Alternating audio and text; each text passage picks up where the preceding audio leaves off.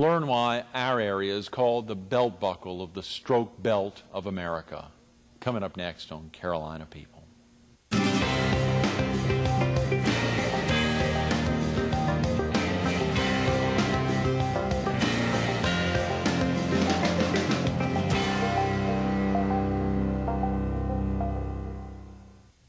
Good morning. Welcome to Carolina People. This morning we're at the Myrtle Beach Herald.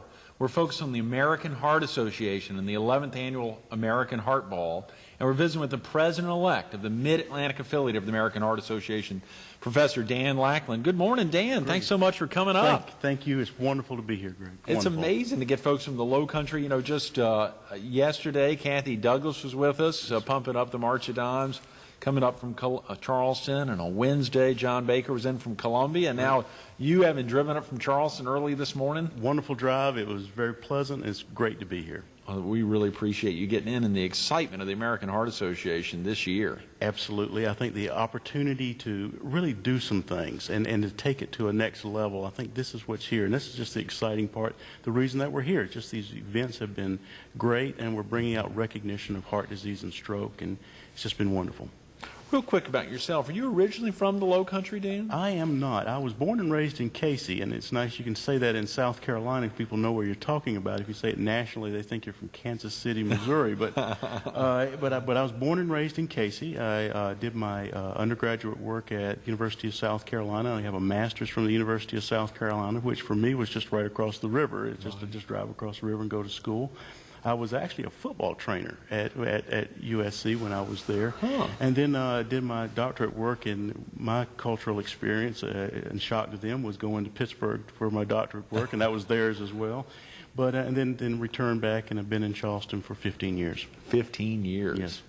You know, Charleston's such an exciting place. You think about the impacts of a community like that. Yes. It's really been a place you call home now. It's been great. I really enjoy the academic side of it. You see students, you see young people, and I guess in a way they keep you a little bit, or make you at least think you're a little bit young. And I think the other exciting part is the research that we're doing, the kinds of things that we're finding that that we need to do. And that's one of the parts, I think, that the American Heart Association, people wonder, well, what happens to our money? It does stay in the state. We're doing tremendous research in the state of South Carolina and dealing with people in South Carolina. I was fascinated to see. It looks like the state of South Carolina Heart Association chapters raised a little north of $4 million, but a little more than half of that is reinvested at the Medical University of South Carolina as well as other institutions in the state. Absolutely, and there's some tremendous research that goes on. Just last week, I was asked, would you take a look at the research that's going on and give us your impression? Do you think this is cutting-edge research, or who is doing the cutting-edge research? I said, we are.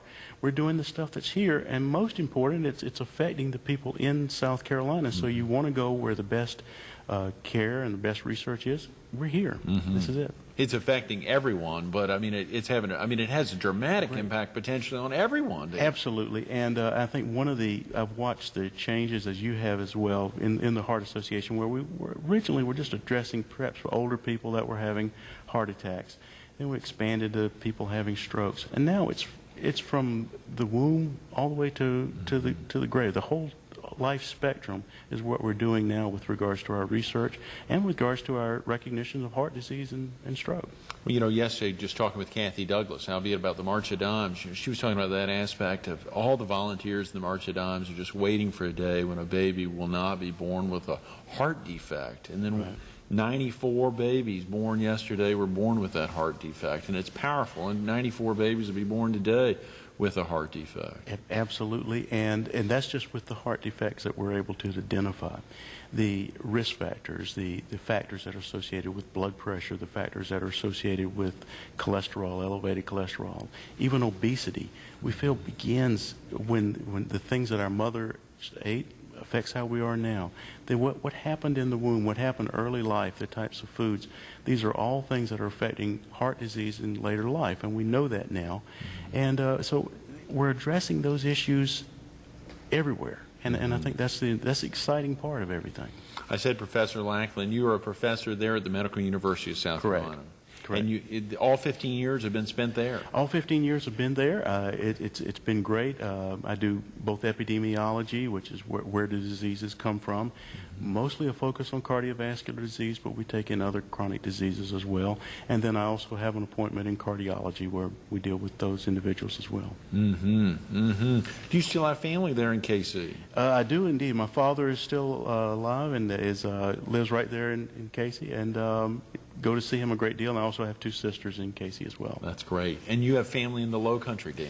Obviously so. I have my wife, Eileen. We've been married for over 25 years now. Well, that's a very good thing. Right. My daughter is actually going to law school at the Charleston School of Law, and my son is a senior in high school. And I think you said before we started that he is a shot putter. He throws the shot put and does very well. I mean, he's a big boy. I'm a bit of a munchkin myself, but he's a big boy and very dedicated to it. That's a great commitment. You said when you were at USC, you were a football trainer, Dan. How did you get interested in that? It was just very, very luck of the draw, as much as many things in life are. I went there and really was not big enough or fast enough to do any kind of sports at all, and just had the opportunity. Went over. Paul Dietzel was a football coach that was there, and went over, and someone said, you're interested in health, you're interested in athletics, why don't you think about being a football trainer or being an athletic trainer? I did that. They were very, very kind to me. I was so blessed to be able to work with some really neat people at that time. And the baseball coach was Bobby Richardson, and I was also worked with the baseball team. Wonderful experience. And Bill McClure was an Olympic coach, and he was a track coach, and I worked with him as well. So it would, just very, very fortunate work. Paul Dietz with football. We didn't win a whole lot of football games, but there was more to it than that. And I think those were the things you learn in life, and it kind of introduced a lot that the health was an important aspect of it. And probably from there, I maintained some type of a health career. What do you think it was at an early age that really got you interested in health in the first place, and obviously then opened the door for you to get into exactly what you're in now? Well, my father was a pharmacist. I had a little drugstore, and when I first went to college, that was, you'll be a pharmacist. And he was an independent pharmacist, and as you know, you don't see very many independent pharmacists, and that was beginning about that time of year. Plus, I wanted to kind of develop some different types of thoughts, and recognizing that I'd been around health, at least in the drugstore, most of my life, and so the health side of it, then moving into being a trainer, kind of said that health is an important aspect of it, and would it be possible maybe I can do something about it? Maybe I can do something to help somebody, and not to be overly dramatic there, but I enjoyed that aspect of it. It's so powerful. Those aspects, as you say, it's just so vital to let other folks know you're available to help, just like what you've gotten into now. And I think people say, well, what have I done to make it obvious? And I think sometimes just telling somebody, giving somebody a little additional bit of information about their health, saying it's going to be all right, not so much that their health is going to be perfect, but that there are so many miracles of life all the time that we can make it a better world, just sometimes just with information. Dan, so oftentimes when we think of cardiovascular disease or the American Heart Association, you just think about that component. The American Heart Association is very, very involved in stroke prevention and health tips on strokes as well. Absolutely. And I think it's been one of the things that I've been with heart for a long time, 20 plus years, and watching that transition to where we were originally talking, well, we deal with heart disease, to the transition of, well, we deal with heart disease and stroke, and now to hear how we mostly answer the phone, we're here to prevent heart disease and stroke. And that's the major aspect of it, and the full component to making it the prevention aspect of it, and making us live a lot longer. Share with the viewers, I'm sure, Dan, a lot of folks have familiarity with strokes, but if they don't, share with the viewers a little about exactly what is a stroke, and then we can get into some of your research. Absolutely. First off, stroke, a lot of people don't know, is the third leading cause of death. And in this state, in South Carolina, we've led the nation in stroke mortality for the past 50 years. Unfortunately, the PD area is the worst of the worst, and we've done a good deal of work in the PD area.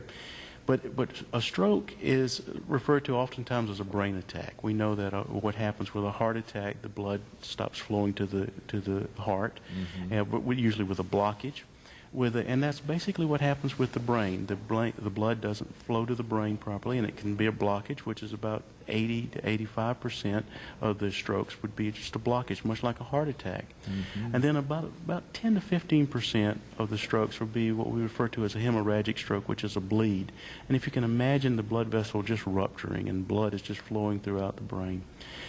Strokes are, in addition to, can certainly cause death.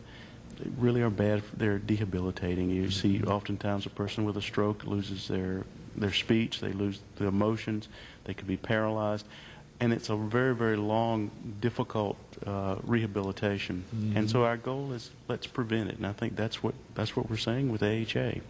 And a heck of a lot of your research now is focused on prevention of strokes as well as I think I saw some of the racial disparities potentially in the disease. Yes, I think, again, as it's there's a huge racial disparity. African Americans are twice as likely to have a stroke compared to their white counterparts. Even more alarming, I think when you hear strokes, we think of our parents, we think of our grandparents, and we think, well, that's something I need to worry about later in life. Right. Unfortunately, in our state, in the PD area, in Myrtle Beach, we need to worry about it at our age. Right? We see strokes occurring at a much earlier rate in our region of the country and of the state.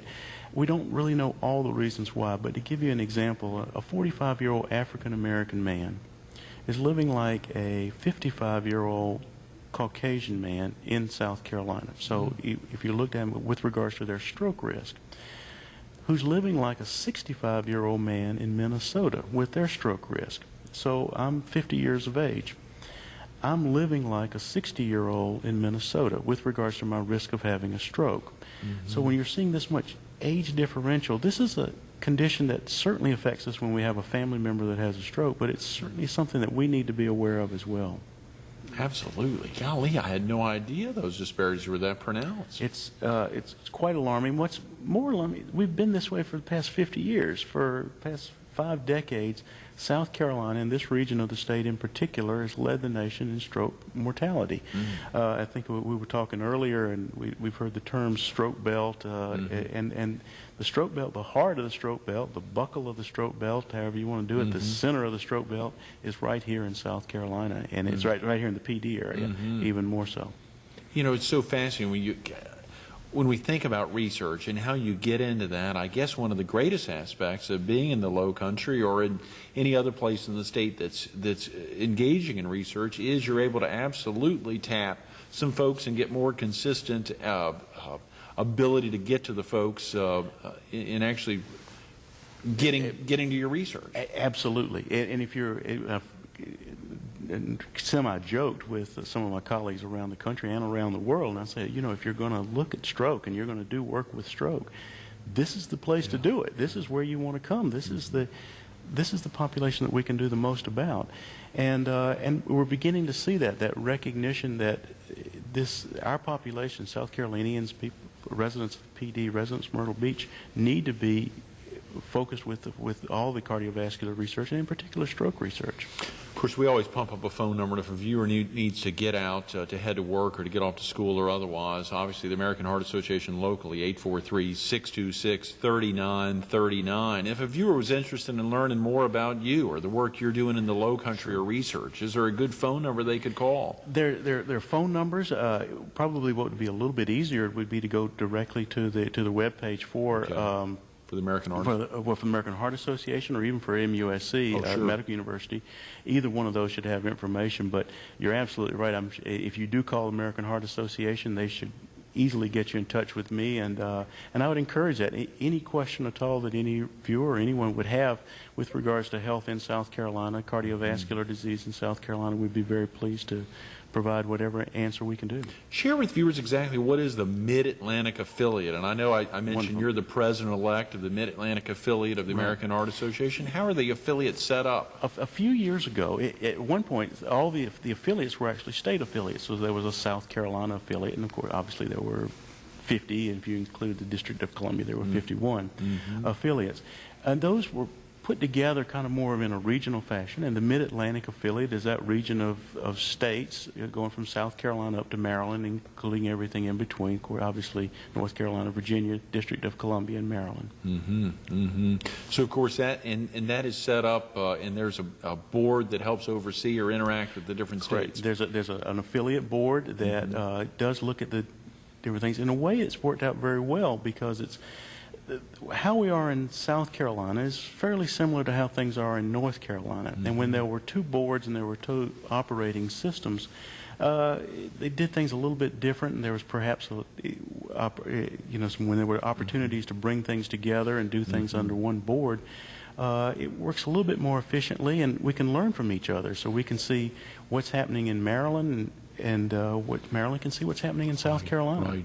Camilla Hertwig was with us this summer as a guest, and she's the chairman-elect, I believe, of the same board. That's and of course, there's a chairman of the board, there's a president of the board, and so I think I understood that the president and that side of the board, essentially the researchers or medical professionals, and the chairman of the more lay associated folks, so lay people in the that states. would be correct. That would be the way it would be structured. And so when I deal with my counterparts, that would be more of the physicians, more of the health providers, the researchers, and we bring that aspect in, and then Camilla will bring in some of the lay points in there. And it works out very well. We've both learned a tremendous amount from each other. Right, absolutely. Like we're doing today, Dan. Share with the viewers how you actually go about planning out research and maybe your prime focus right now, and is this all funded through the medical university, or do you go out for grants nationally? It's a great, and I think, again, being here, being a resident of South Carolina, living here, you see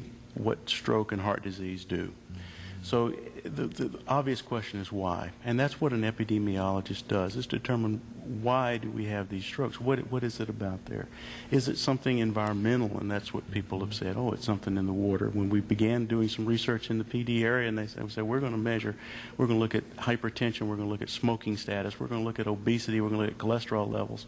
I had a delightful man, but he says, you don't need to, you just need to look what's in the water. There's something in the drinking water here.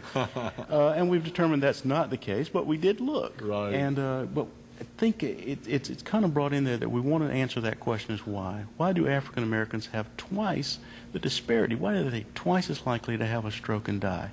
Why do we have strokes at 45 years of age when other parts of the country have them at 65 years of age? And then also designing what can we do? What can we, is it, information? Is it new drugs? Is it aggressive therapy? And in a way, it's all of those things. And so what we've designed projects is to answer that question is why. And so we think we know that plus first thing you have to measure the rates. Do we really indeed have more strokes? Do we really indeed, what are the case fatality rates? Do people get to the hospital? All questions that American Heart Association has, and questions that we have as epidemiologists as well. Our funding, we begin by one thing that the American Heart Association does wonderfully is they provide that initial funding for you to go and get. In fact, a lot of our stroke work that we did in the PD area was funded from the American Heart Association. And that leads me to develop other hypotheses. One that we've worked on is hypertension. We know that high blood pressure affects a third of our state's population. We know that our blood pressure control is very poor. So we want to go and ask questions, why do you see this to be the case? So the American Heart provided the initial funding, and now we go to the National Institutes of Health, the National Heart, Lung, and Blood Institute, just to name a few, to where they provide the large amounts of money to go and do that research. But I think it's important that this is how most of the researchers begin, and they begin with this support of the American Heart Association. You have to have epidemiologists in other parts of the countries performing similar or almost the same research so that you're able to tap and compare and contrast apple to apple. Absolutely, a very good observation. We do have very good colleagues in Boston. Some people may be familiar with the Framingham Heart Study, which is one of the older heart studies. We have the Charleston Heart Study, which was begun, and these are individuals that we follow throughout life and see what they're dying of. We have colleagues in other parts of the world, with the Medical Research Council in England. I've spent some time over there with them. What is similar from people in South Carolina and England, other than our language, what are the similarities and what are the differences? And why do they tend to live a little bit longer? What does diet affect? And so these are all, these collaborations that we would have, different research collaborations, will help provide that type of information. With these levels of research going on such extended periods of time, Dan, I mean, y'all have to do quite a bit of early budgeting. I mean, make sure that you're going to be able to maintain this for long, long periods of time. Absolutely, and these studies are very expensive because you're going out and you're finding people with disease, and you're trying to find them before the disease occurred. What leads into it, and you're following individuals, and so we do need to identify.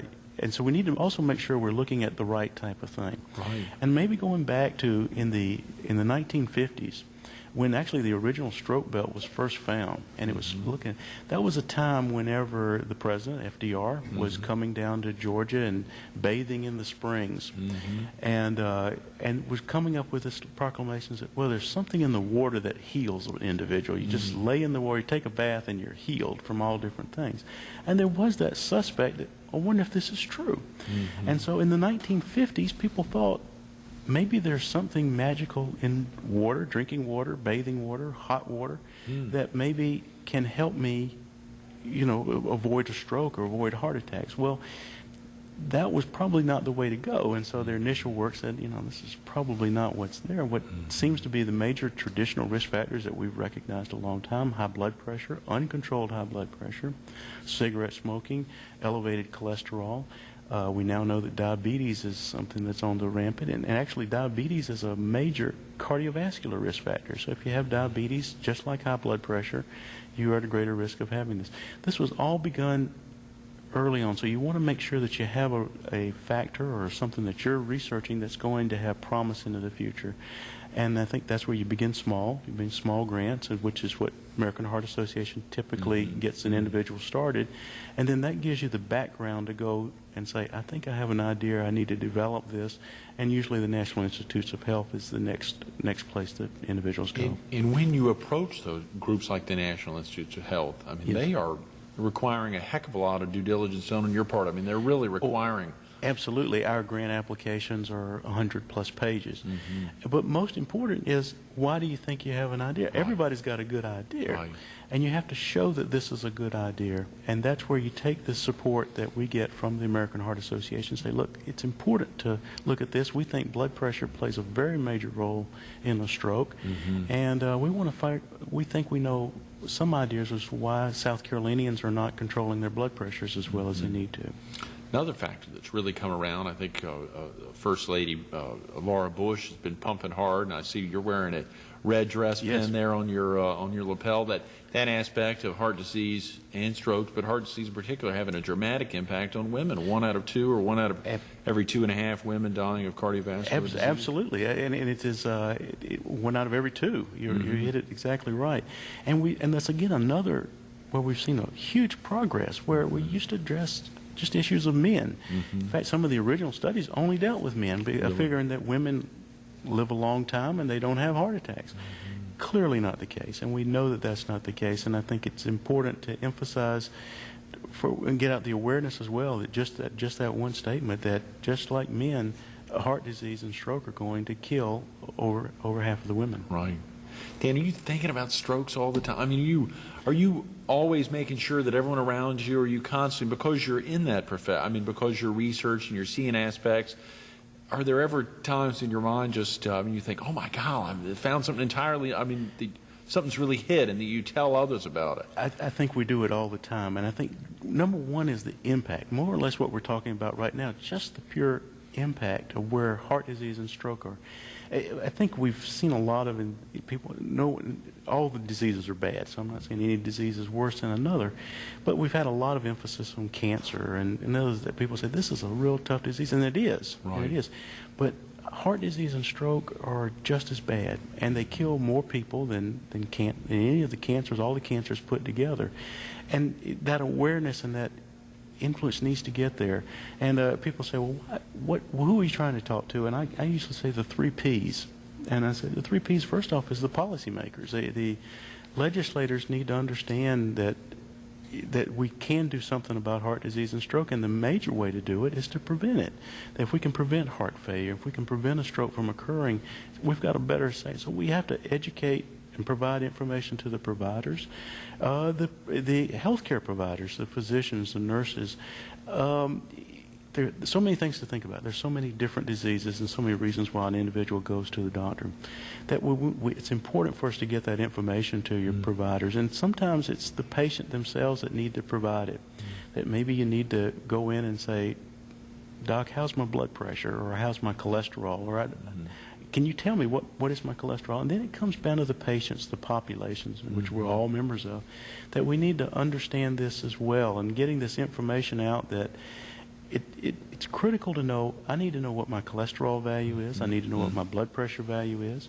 And if it's changing, I need to know what that means for me. I need to know my family history. If my mother had both a heart attack and a stroke, I need to know that my risk of a heart attack and stroke is greater. And when I'm considering my risk factors and et cetera, I need to know that. And I think that's the exciting part too, is getting that information out, showing people where the miracles of research are happening every day in South Carolina, and getting that information out to the public and everyone as well. Those are great words. Dan, thanks so much for being with us this Certainly, morning. it's my pleasure. Thank you for having me.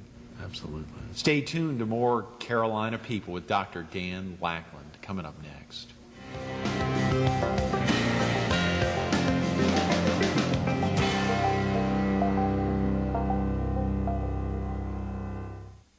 You know, you hear those words. For starters, it could be as simple as a healthy diet. That impacts so many folks. You think about a healthy diet, whether you're involved in groups like the American Heart Association or the March of Dimes or the Juvenile Diabetes Research Foundation. A healthy diet's key. You know, strokes. We think about the American Heart Association. You may just think only about heart disease, but the American Heart Association is out there to fight heart disease and stroke, to prevent stroke, to work hard to change lives not only in South Carolina but all over America. There's research occurring in South Carolina. It's happening with folks like Professor Dan Lackland. It's happening in places like Charleston, South Carolina. And you got to work hard to get the message out to policymakers, out to the healthcare providers, and out to folks like you and me, the general population, to let them know not only is it occurring here, but it's changing the lives of South Carolinians. Strokes is the most serious form of disability. It has the biggest impact on disabling folks in America, and the third top killer of Americans. Work hard to make a difference. Call the American Heart Association locally at 843-626-3939 and ask them how you can be involved.